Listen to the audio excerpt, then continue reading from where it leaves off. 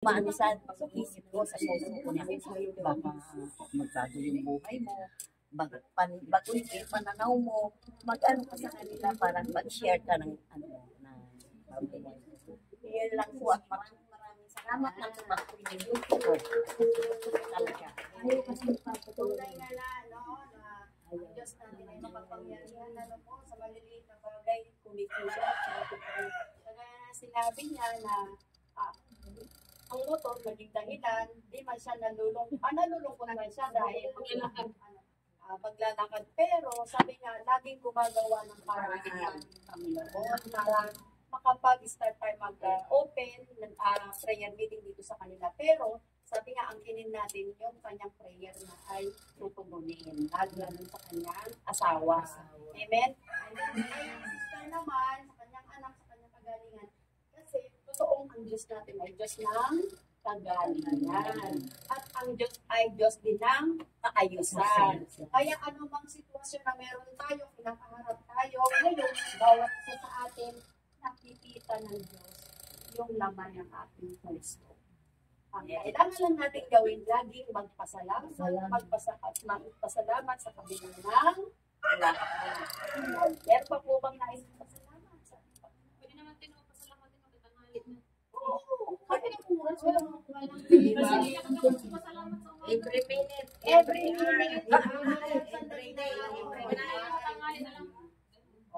pero dapat pagkagising natin sa umaga, bago hawakan yung cellphone, thank you, Lord. meron kasi yung iba, bagong pagtindig, napakapan yung cellphone. Suotin. Na, di ba? May nakakay cellphone.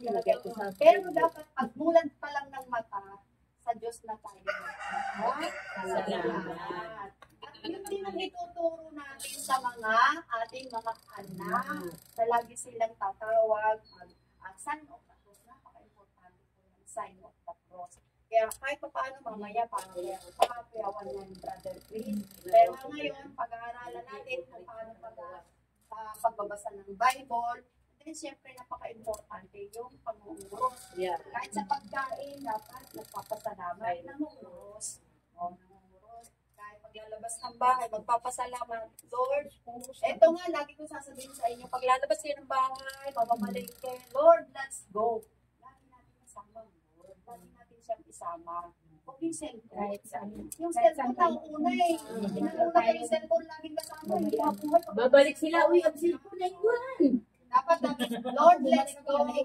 Pagkakain din tayo, Lord, kain na tayo. O, diba? Kahit saan, Lord, let's go. Para na po. Lord, kain na tayo. Lagi siya gusto. Kahit sa paglalaba, dapat, Lord, tulungan naman ako sa paglalaba. Napapangiti niya tayo. Hindi yung naglalaba tayo para masira na yung damit kasi Sa akin ko medyo nagigigil kasi tinutulungan. parang kamay kaaway.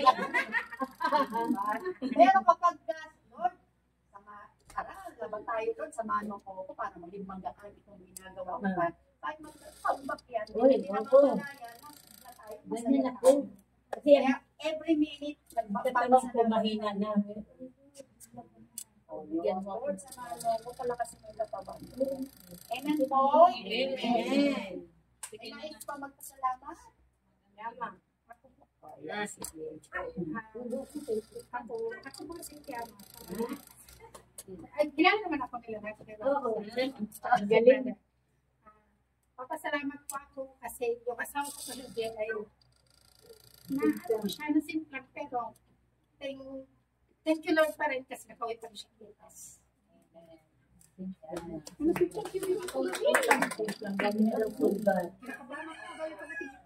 Talaga yung mga ganyan.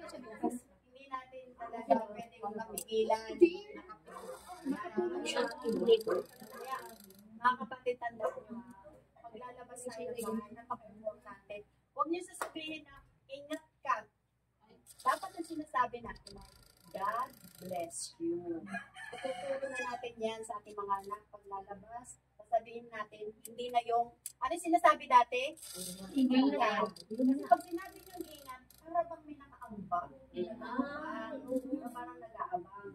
Pero pag sinabi nyo, God bless you, ibig sabihin nyo, samahan ka ng Panginoon. Panginoon nasasama sa Kanya, walang mag-aabang sa Kanya. mga ganun bagay, yun na yung itinuturo sa atin ngayon ng Panginoon na dapat lagi kasama natin. Pero, yung mga ganyang pangyayari, hindi natin yan iiwasan. Pero, ang kagandahan lang, natututo na tayo magpasalamat. Diba? Hindi na natin dapat siya sisihin. O, baka mamaya kasi mayroong disdasin na rin. Bakit hindi mo kasi ayos? Diba? Diba? Pero dapat, pag mga ganon, susunod, mag-iingat ka na, matulog ka na ng maaga. Huwag ka na mag-cellphone ka pa eh. Kaya kasi magtapon ng gabi, matapos na nagbiyahe pa, nagruta pa ng dapat ng mga subdivision ng basura. Mga sabi, huwag ka na muna umuwi. Bukas ka na umuwi. Okay, yung mga ganong bagay, yung mga ganong bagay, ay lagi natin ipagpapasalamat sa Panginoon, lalo na kung meron tayo yung effort sa umaga, mga anak, tuturo na yun sa ating mga anak, God bless you anak, o yun, gano'n na. Then sa mga asawa, gano'n din, God bless you. May magkakaroon sa God bless you. O, yun. Kasi kasama na natin ang Panginoon. Sasamahan ka naman natin. Laging gano'n ang paliwanag. Okay? Okay, di ba? Sige po, tayo po magsitayo na. Isensya mo natin.